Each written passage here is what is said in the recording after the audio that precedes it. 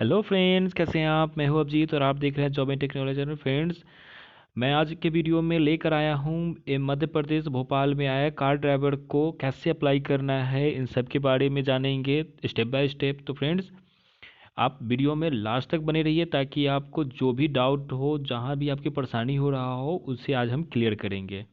और आगे बढ़ने से पहले आप मेरे चैनल को सब्सक्राइब नहीं किए हैं तो फ्रेंड्स सब्सक्राइब कर दें, क्योंकि हम आपके लिए ही वीडियो बनाते हैं और सारी मेहनत जो है हम आप ही के लिए ही करते हैं, ताकि आपको कोई भी सरकारी जॉब जो है वो छूट न जाए। और मैं अपनी तरफ से पूरी कोशिश करता हूँ कि आपको टाइम से पहले हर वीडियो को आप तक पहुँचाता रहूँ। सो इसीलिए आपसे रिक्वेस्ट है कि वीडियो को शेयर कीजिएगा एंड चैनल को सब्सक्राइब कीजिएगा एंड लाइक कीजिएगा। तो चलिए अब इनके प्रोसेस को हम समझते हैं, शुरू करते हैं अब।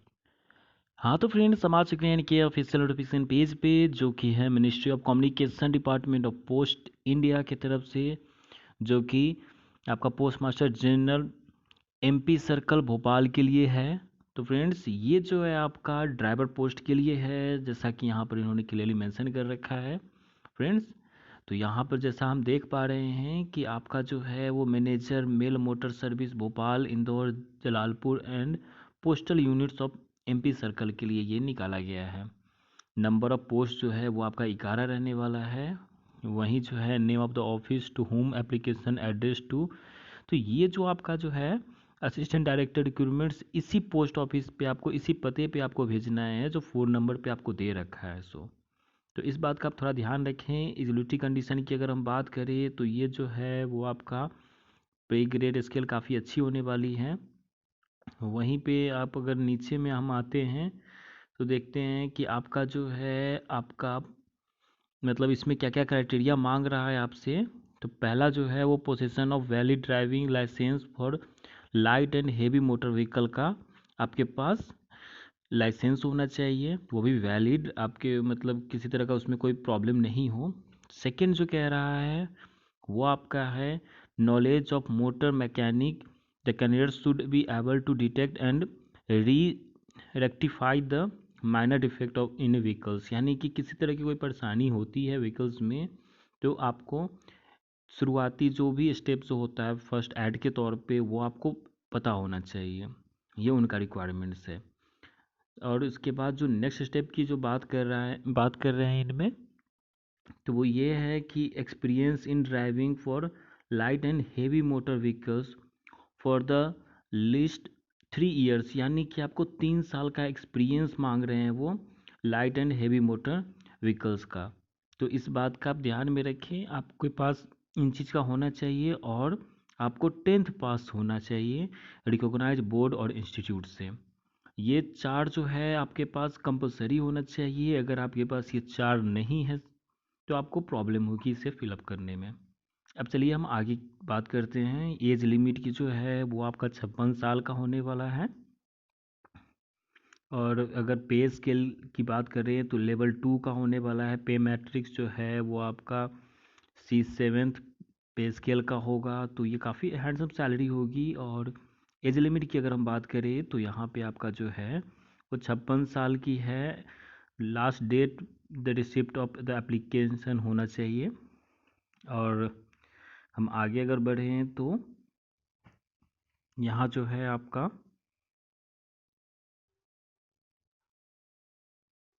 पीरियड ऑफ प्रोवेशन जो दे रखा है 2 ईयर्स फॉर द री एम्प्लॉयमेंट का दे रखा है इन्होंने।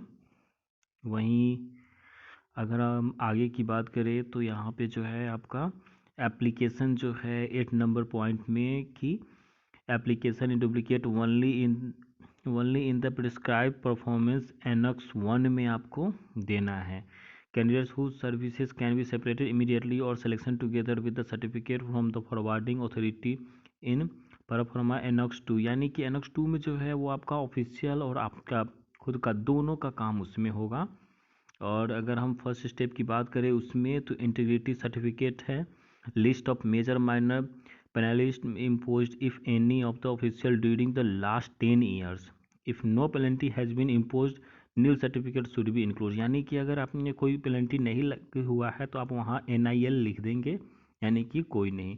पर विजिलेंस क्लियरेंस सर्टिफिकेट आपके पास होना चाहिए। Certificate photocopies of the AC ACRS APRS for the last 5 years का आपके पास सर्टिफिकेट होना चाहिए।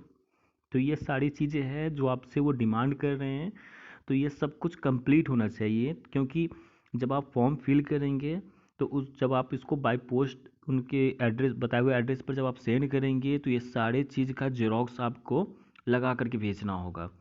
अगर यहाँ जैसा कि देख पा रहे हैं कि relevant documents in support of the qualification and experience may be forwarded to the assistant director chief post master general MP circle डाक भवन भोपाल ऑन बिफोर 30/10/2021, यानी कि 30 अक्टूबर से पहले आपको इसी बताए हुए एड्रेस पर आपको भेज देना है। तो आप इस बात का ध्यान रखें और जल्द से जल्द इसे अप्लाई कर लें जो भी कैंडिडेट्स में इंटरेस्टेड हो। ठीक है फ्रेंड्स, और ये जो है आपका 30 अक्टूबर के बाद ये वैलिड नहीं रह जाएगा। अगर आप भेजते हैं तो वो आपका ऑलरेडी रिजेक्टेड हो जाएगा। और एक बात का आपको मैं और क्लियर कर दूं, तो ये इसमें आप जो भी फिलअप करेंगे वो सब आप कैपिटल लेटर में करेंगे, इस बात का आप ध्यान रखिए। ठीक है, और ये कॉपी जो है वो फॉरवर्डेड होगा उन सारे लिस्ट में। अब चलिए हम यहाँ पे थोड़ा हम इन्हें अच्छी तरीके से समझते हैं कि इनमें क्या क्या रिक्वायरमेंट्स है। तो जैसा कि इन्होंने पहले में दे रखा है कि name and postal address of the applicant जो है वो आपको डालना है मोबाइल नंबर के साथ।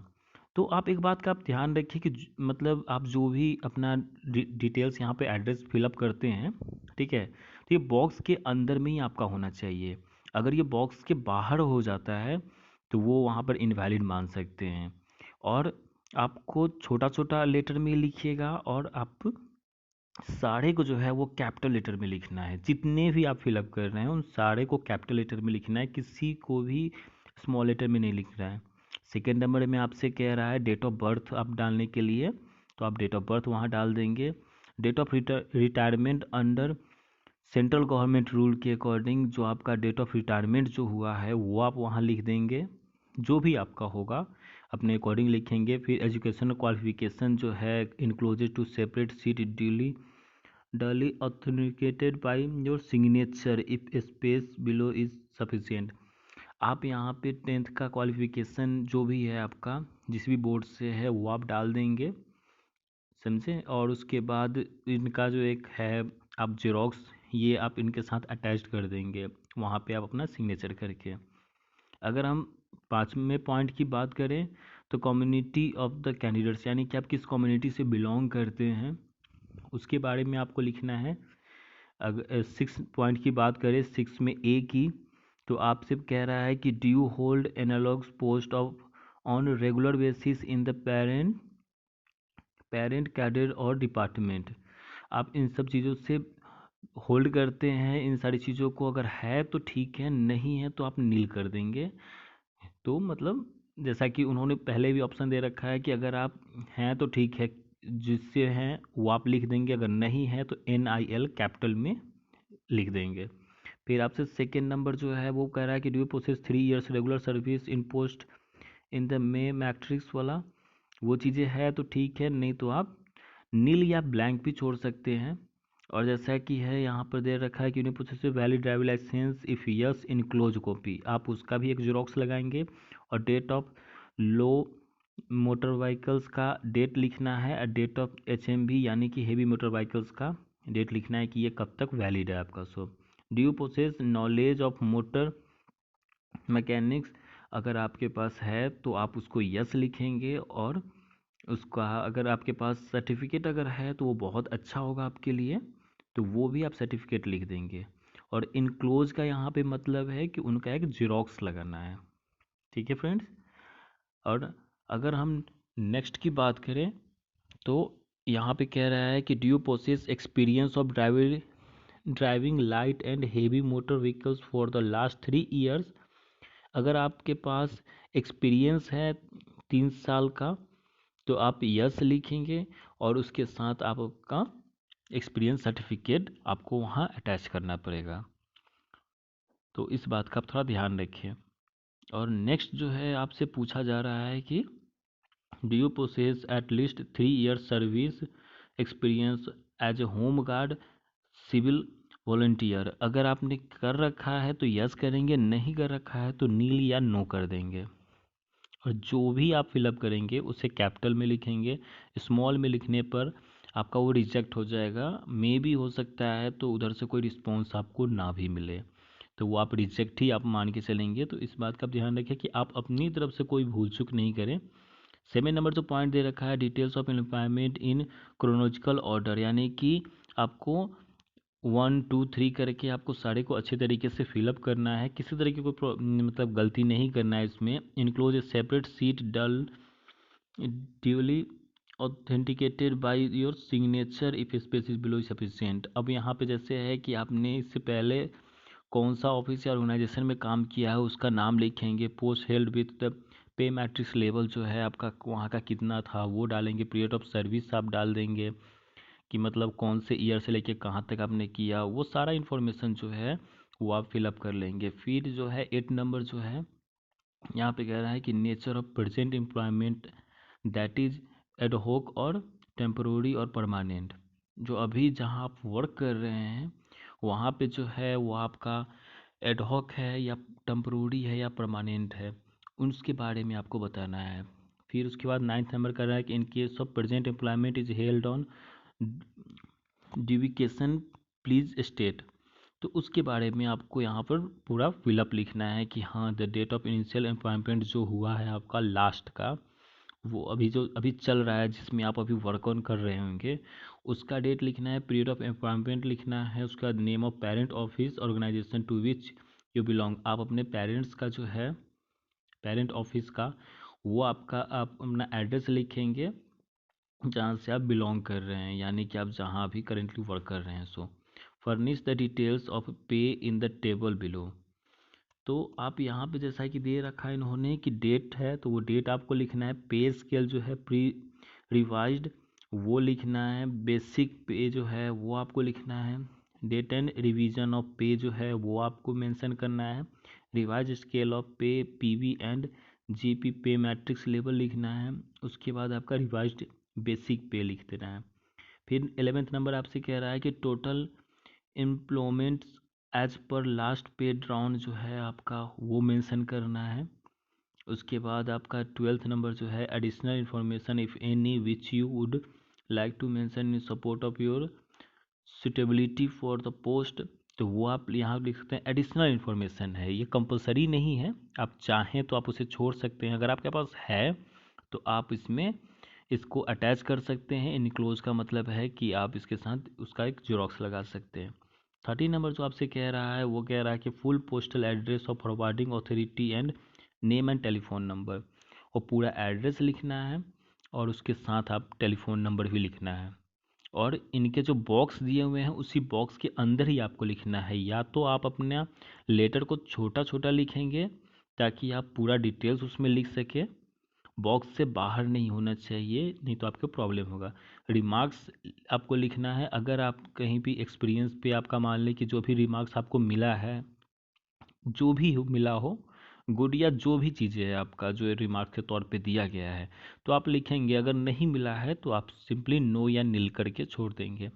फिर यहाँ कह रहा है नीचे में आपका कि certified that the information furnished above is true and correct to the best of my knowledge, यानी कि जो भी आप इंफॉर्मेशन जो ऊपर में फिलअप किए हैं वो सच है और सही है, इसमें किसी तरह की कोई त्रुटि नहीं है, ऐसा आप आश्वासन दे रहे हैं।